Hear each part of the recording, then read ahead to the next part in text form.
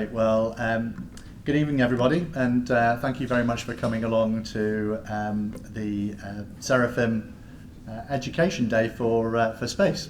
So this is the second event we've held in recent weeks. We recently had a Capital Markets Day for our existing shareholders, and today is a educational piece for other new investors. So we welcome you all and welcome your interest in the space sector. Hopefully, as a consequence of today, you'll realise that space is far more than rockets and satellites, and we look forward to helping your education there. This is ahead of an event tomorrow where we're the main sponsor of the FT Space Conference. So I hope that you're aware that we've got tickets available for anybody who wants to attend that conference tomorrow in person or virtually. So I'll get on with the event. So, okay, let me start off by introducing myself and the team. So I'm Mark Boggett. I'm the CEO and the co-founder at Seraphim. We've got a message from Will Whitehorn, who can't be here with us today. He's the chairman of our investment trust, and the rest of the partners there, Rob and James. And we're also joined by Patrick McCall, who is speaking this evening, who's our new venture partner. So we've just arrived here from a room next door where we've actually had our biannual advisory board meeting, and a number of the advisory board members are in the team in the room here. And this is a group of space experts that help us as an organisation look into the future. We try and identify what is going to be happening in 5, 6, 7 years' time, and then work backwards to how that could impact the investments that we're looking to make today. So hopefully you'll get the opportunity to meet the team and also meet some of our advisory board. So you may well see from the name tags that anybody on the Seraphim side has a green circle on their name tags.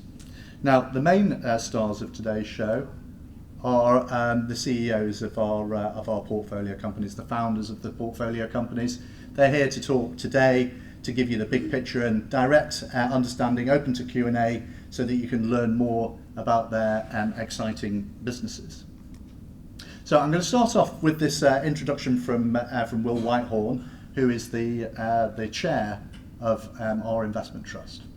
Welcome to this evening's Why Invest in Space event, led by our fantastic team at Seraphim and some of the great companies that we've invested in. They're going to tell you tonight about the case for investing now in the new space arena.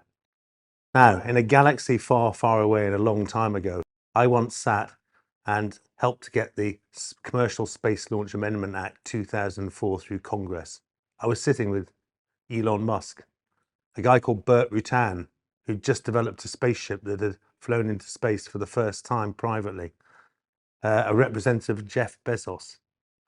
And I wouldn't say we were ridiculed by Congress, but I would say that they were skeptical. Well, 20 years later, there is a nearly $1 trillion industry of space companies that have been developing in the United States, in Britain, in Japan, in Canada, in Australia, Italy, France, Germany, and they are the new space, as we call it. Now, the interesting thing about these companies is that they were very young and they were startups only 4 or 5 years ago, many of them. Some of you will have heard of, like Virgin Orbit and Virgin Galactic, and you'll be listening to Patrick McCall, who was chair of those companies. And of course, I was involved in founding them. But there have also been many other companies that have started up during that period, over 20 of which we have invested in at Seraphim. And they have gone from startups to reaching a phase of maturity we could never have dreamed of very, very quickly. One of the things that spurred that on very recently has been the tragic war in Ukraine, where commercial satellite companies have actually been in the forefront of the defense of the Ukrainian people. They've been able to spot things that would not have been spottable before. They've been more sophisticated in many cases than the military satellites that have predecessed them. But the most important thing about these companies is that they have proved the case for a new kind of space with new technology, off-the-shelf technology, and a different approach. You'll hear about some of the good short-term cases for why we should be investing in these companies and why they could come to profitability quite quickly. you'll hear the important work that these new companies are doing in the world of climate change and climate assessment and climate policing. And you will also hear about some of the things that they're going to be able to do in improving communications around the world and improving access by people all over the world to the levelling up we hear so much being talked about by politicians. But overriding all of this is a general industrialization of space, which is happening really, really quickly now. And by industrialization of space, I mean putting the things up in space that we couldn't put up in space before, but we now have the technology and the economics to do. The economics are based on much lower launch costs. Specialist companies like Virgin Orbit and generalized companies like SpaceX have lowered the cost of space access quite dramatically over the past few years. And the costs of satellites themselves have come down. And the costs of doing new things in space are coming down very, very fast. And that means we'll be able to use robots in the future to build industrial plant up there that can use the 24-hour a day, 365 days a year free solar power from space to actually build out things like solar power generation itself, server farms and data centers, which are some of the biggest polluters on the planet, being able to be moved to space. And this isn't a long-term aspiration. Some of these things are going to happen in very short and medium-term order. And it's going to be an exciting future, which will help humanity and help people to live in a planet in its sealed unit of oxygen more efficiently and more effectively. So enjoy this evening, and I look forward to hearing back from the team about how it went. Thank you.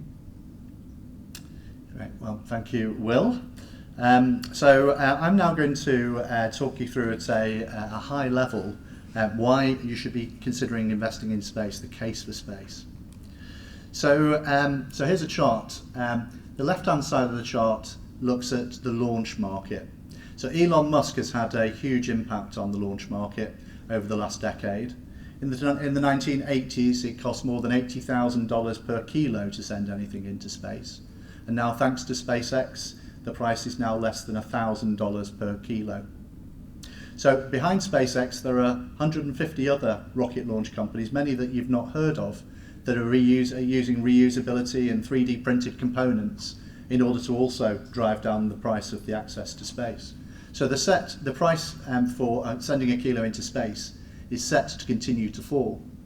So SpaceX, not wanting to be left behind, is also about to launch their largest spacecraft to date, Starship, that will be able to take 1,000 satellites to space in a single launch.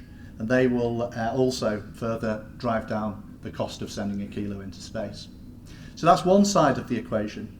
The other side of the equation is a revolution that's been happening in the satellite industry. Satellites used to be the size of a car or the size of a bus, costing 500 million to billions of dollars. And in recent years, entrepreneurs from adjacent sectors have taken technologies from the consumer electronics, from the oil and gas industry, from the automotive industry, and they've built satellites with them. These satellites are the size of a microwave or the size of a shoebox. They cost a few $100,000 to a few $1 million, but many of them have got much of the functionality of their larger predecessors. So bringing these two things together, low-cost launch, low-cost militarized satellites, is now possible to put up constellations of hundreds or even thousands of satellites. And this is really our thesis around this market. It creates a digital infrastructure in the sky. These satellites, using highly sensitive sensors, are able to get low-cost data at high resolution in close to real time. And that's creating a whole range of new market opportunities, which we believe is a $1 trillion market opportunity. And this is where, as a fund, we're absolutely focused. This is going to define society over the coming decade, but it's also going to be the driver of a whole range of megatrends. Things like climate change, sustainability, things like the autonomous mobility market.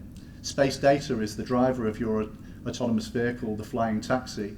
The delivery of drone packages to your front door by Amazon are all enabled by space. Then we've got IoT, being able to track every cow and every sheep from the farm to the supermarket. Connectivity.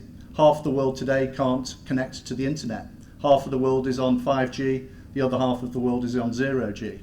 So this is the reason why SpaceX and OneWeb and Amazon are putting up large broadband infrastructure in space to connect the other half of the world. And when they connect, it's going to drive education, it's going to drive health, it's going to have a huge impact on the lives around the planet. And then we've got defence and intelligence. So this is $1 trillion market opportunity. And let me help you understand where we are in this today. So in the history of the space age, there has been 13,000 satellites that have been launched. In the last 3 years alone, 80% of the operational satellites have been launched. There's 3,800 satellites that are operational today, launched in the 80% of those launched in the last 3 years. So as the price of sending a kilo into space continues to fall, this opens up new opportunities. So where we are today is around this opportunity, around this huge data set, this huge connectivity tsunami, this $1 trillion market opportunity is the market where we are today. But as the price of sending a kilo into space continues to fall, it opens up new opportunities. Data centers in space is a great example of new opportunities that are going to be delivered from space. As the price continues to fall over the next handful of years, again, this opens up new opportunities in space. Space travel, the lunar economy, the Mars economy, space energy, agriculture in space. All of these things are technology solutions that we believe are going to be available within the decade. So this next slide looks at the technology advancement, performance versus cost. It's sourced from a recently published McKinsey article. In fact, we've put a copy of this report on all of your chairs. It's the role of space in driving sustainability, security, and development of Earth. So this chart shows the comparable technology sectors showing a 15-year period where the performance versus cost grew at its fastest rate. You can see there that we've got computers, batteries, solar, TV, cars, but there are really very few parallels for the growth that's been shown in the space market, nearly a 3,500x increase.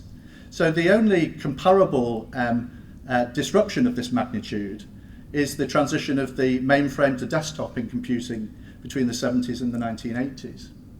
So this is a compelling analysis, we believe, that illustrates the impacts of this new digital infrastructure is going to have across all terrestrial sectors.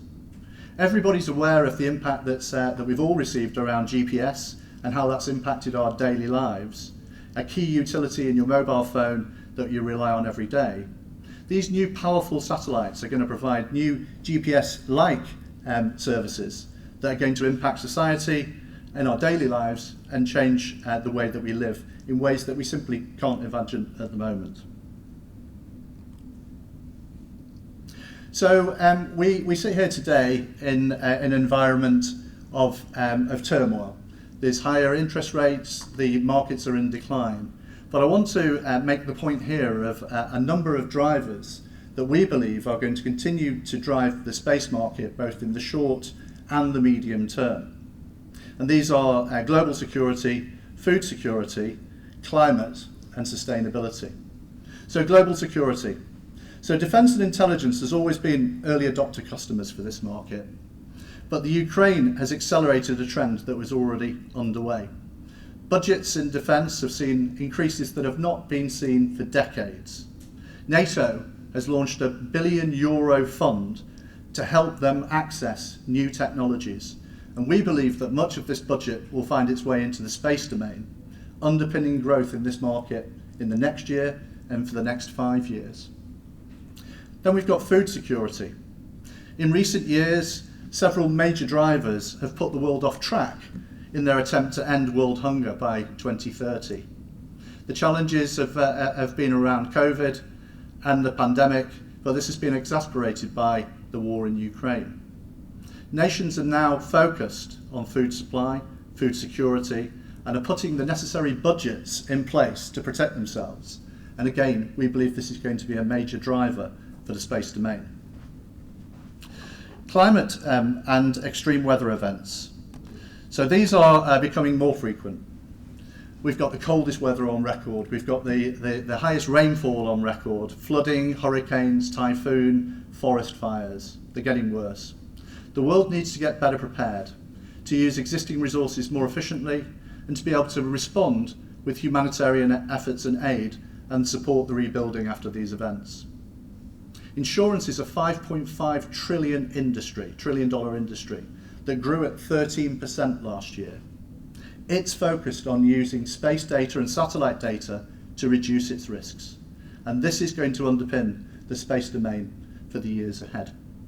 And then finally, we've got sustainability. So the Sustainability Development Goals, the SDGs, that were introduced by the United Nations in 2015, calling for action to end poverty, protect the planet, and ensure that we've got peace and prosperity. So the space domain is uniquely positioned to help address all 17 of these goals. Our organisation Seraphim uses these SDG frameworks to monitor the impact of each and every portfolio company. And this is a key element of our own ESG policy.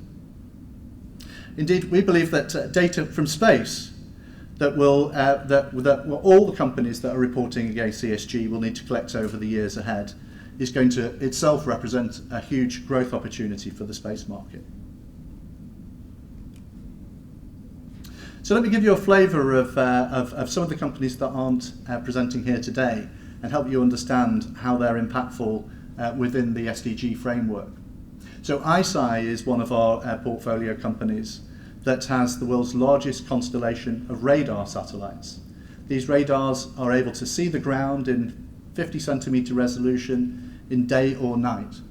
And this can contribute to sustainability through using this capability to monitor disasters and inform the critical decision making after these disastrous events. So they're addressing SDG 13 climate action. AST is an exciting business. They've developed cell towers in space. So they can connect from space to any mobile phone without any hardware or any software adjustment to that phone. So they're focused on building out their constellation, addressing the developing world to enable people around the world to connect to the internet, to access 4 and 5G, and that's going to drive health, it's going to drive education, it's going to drive commerce. So they're addressing a whole range of the SDGs. And then Hawkeye 360. This is the largest signals intelligence business in the market. They use radio frequency data that can be gleaned from mobile phones or from walkie-talkies to understand what's happening on our oceans. And this data is used in order to be able to track vessels that are undertaking illegal fishing with the aim of eradicating illegal fishing. So you can see here, I won't go on and talk about Spire because they're going to be speaking to you today, but hopefully this will give you an understanding of just the sheer breadth that the companies within the space domain are able to address in the sustainability market.